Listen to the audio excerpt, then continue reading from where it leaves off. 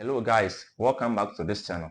This video is about a float switch, how to connect a float switch to a magnetic contactor.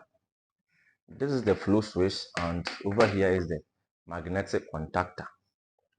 Basically, we are going to learn how the float switch works, the principle of a float switch. And a float switch is a type of level sensor used to detect the level of a liquid in a container or a tank. That is a float switch. And normally a float switch has three wires. We have this black wire, you have this brown wire and the blue wire. That is the three wires. And with these wires, the black you see here is going to serve as the common wire. And the remaining two, one is going to serve as normally closed and the other one is going to serve as normally open.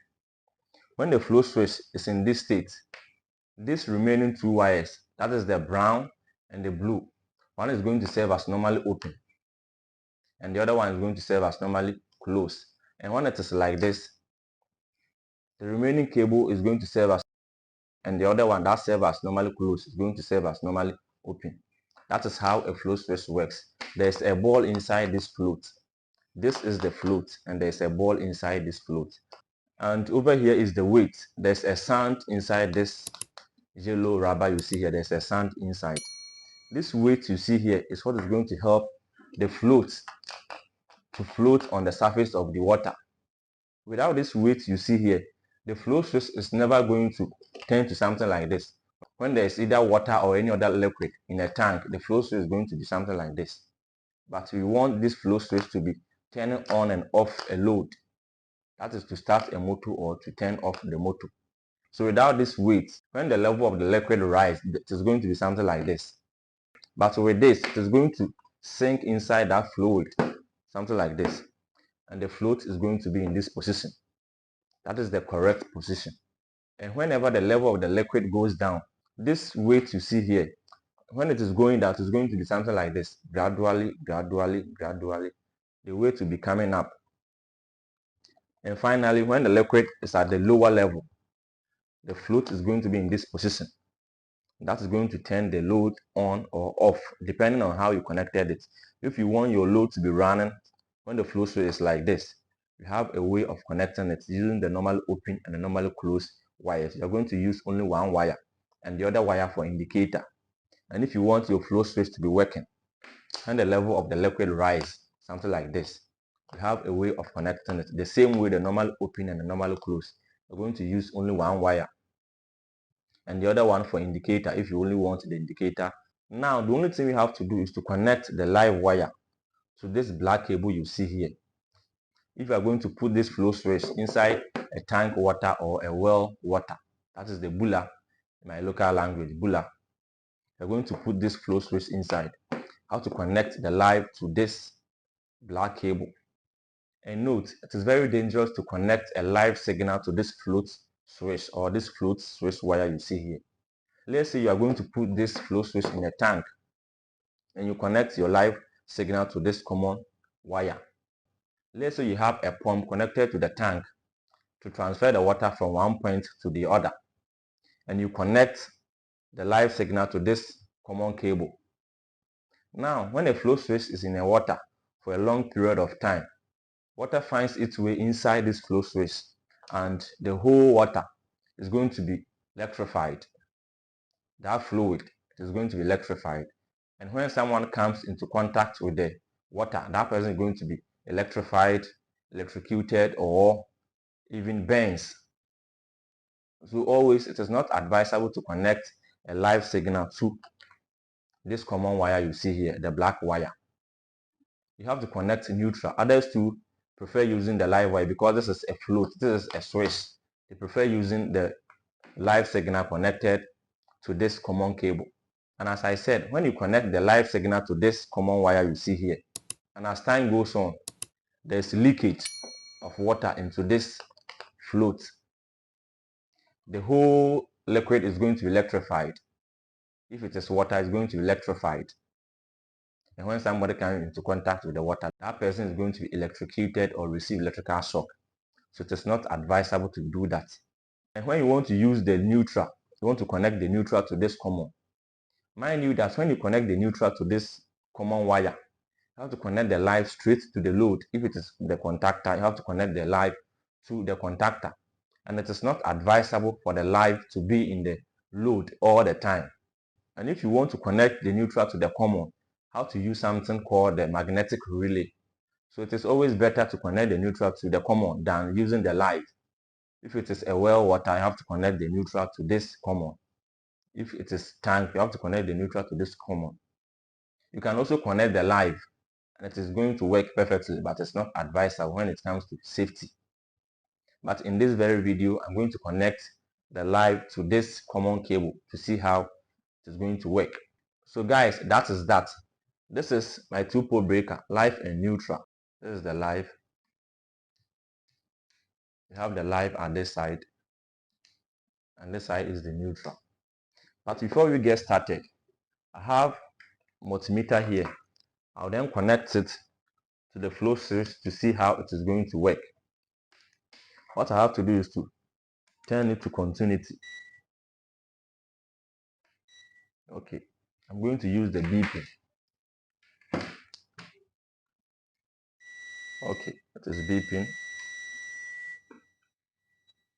It is beeping. So what I have to do is to connect one probe to the common.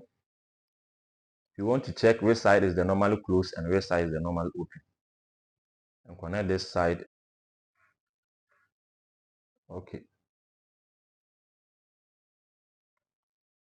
We have the black, that is the common, and the brown connected to the probes. What I have to do is to something like this. It's not beeping. Okay. Now the meter is beeping.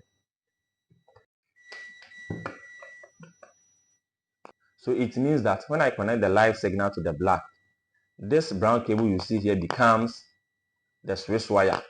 When it is like this, it is going to work. The load is going to work. When the level of the water rises, this yellow weight you see here is going to sink inside that fluid, and it is going to properly turn this float into this position, and your load will start working. That is how the flow switch works. So automatically, I can tell that when it is in this position, this is normally closed. When it is like this, it is normally open, normally closed. This is working, and this position is not working. But then, this blue cable you see here, when I turn something like this, automatically it is going to work. If the brown is for this, then the blue is going to be something like this. So what I have to do is to remove the cable from the brown and connect it to the blue wire. Okay, this is the brown. It's not connected to anything. Okay, it is not working. Yes, it is working. So it depends on what you are building, the circuit that you are building. If you want the load to be working when the flow switch is something like this, you have to then use the blue. If you want it to be working when it is like this, then you have to use the brown wire. That is how a flow switch works. So in this video, we are going to assume that we have a poly tank, and that poly tank is full of water, and you want the pump to transfer the water or to pump the water from one point to the other. That is from the tank to a different location. So you have to use the brown. When the flow switch is in this position, it is going to work. You can use any other. If it is like this, it is going to work. Then you use the other cable for indication. That is the indication lamps. So what I have to do is to use the brown.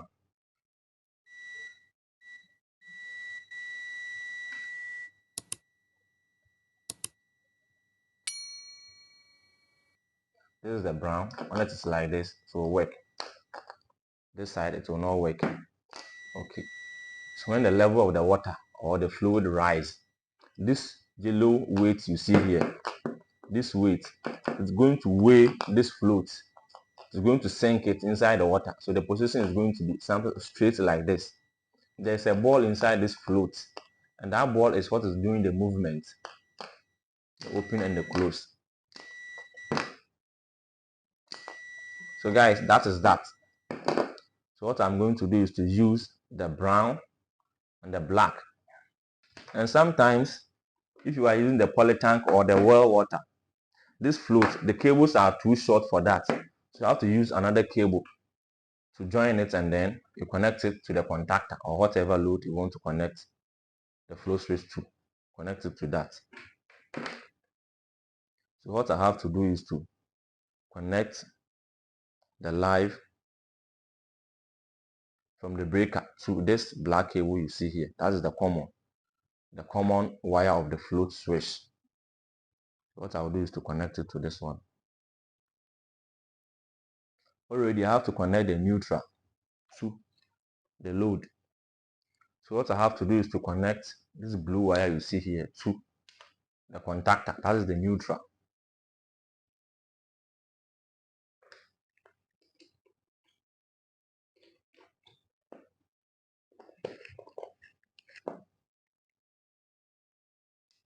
You have A2 on this side.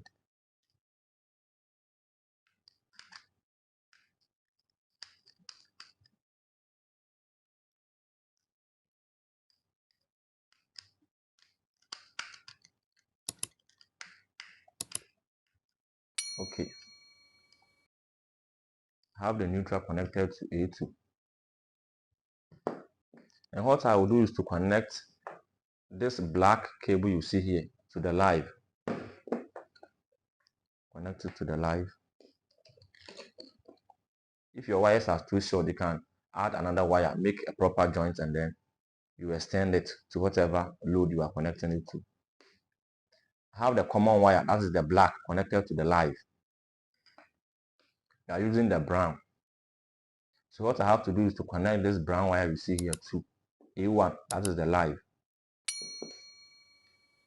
Okay. I have to tape this blue cable over here. So guys, you are successfully done with the connections. You connected the black wire to the live terminal. Have the live at this side. This is the live. Connected it to this side, the live, and the neutral to A2. So this brown cable you see here is serving as the switch wire. So when I turn on the circuit breaker, the current is going to be transferred from this side to be trapped inside this float. And when I position it something like this, to then be transferred from that point to the magnetic contactor. Turn it on. It is not working. The contactor has energized. It has de-energized.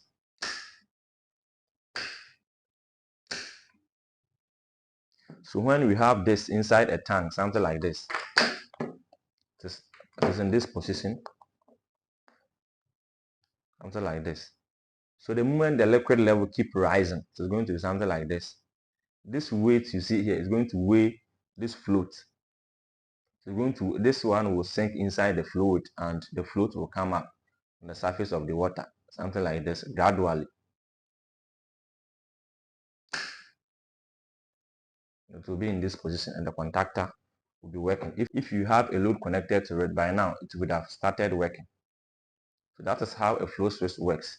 So when I turn something like this, the contactor has de-energized, but then this side is working. Something like the one gang two-way switch. When one side works, one side is off.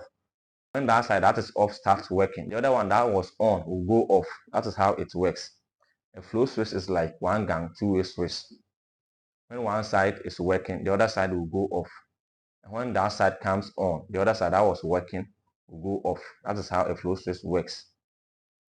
So if we have indicator connected to this is live. It's in this position. There's a live transferred or a current transferred to this side. So if you have this side connected to indicator together with a neutral, that indicator will start glowing. If it is alarm, to start glowing. If it is just a light, it will turn on, telling you that the flow switch is not working, or the contactor has de-energized, or there is no water in the tank. It's in this position. There's no water. It is straight, something like this. There's no water. If the water rises, it will be in this position, and the pump will start working. So guys, that is that. And mind you that this weight you see here, when the cable is in the water for a long time, the body, this black coat you see here, it becomes very slippery. So if you have your weight at something like this side, so then slip to this side, and the more the weight slip, it's going to affect the stressing position.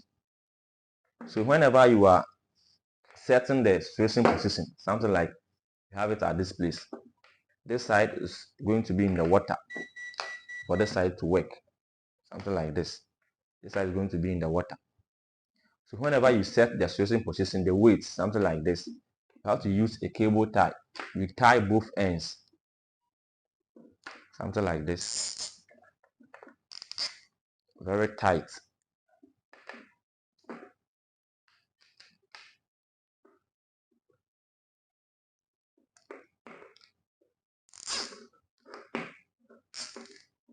Yes, this is what is going to prevent this weight from moving downwards. The moment it starts moving, gradually, it's going to affect the stressing position.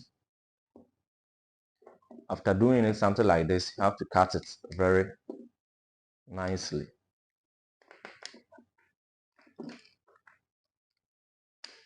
Yes, this is what is going to prevent this float you see here from moving up and down, or moving downwards. Most of the time, it moves downward. When it is straight, something like this, it's going to move from here to this place, and it is going to affect the stressing position. So guys, that is that. If you find this video helpful, consider subscribing to this channel and turn on the notification bell so that anytime I drop a video, YouTube is going to notify you. Thank you for watching this video, and let me know your thoughts in the comment section. Peace. See you in my next video, guys.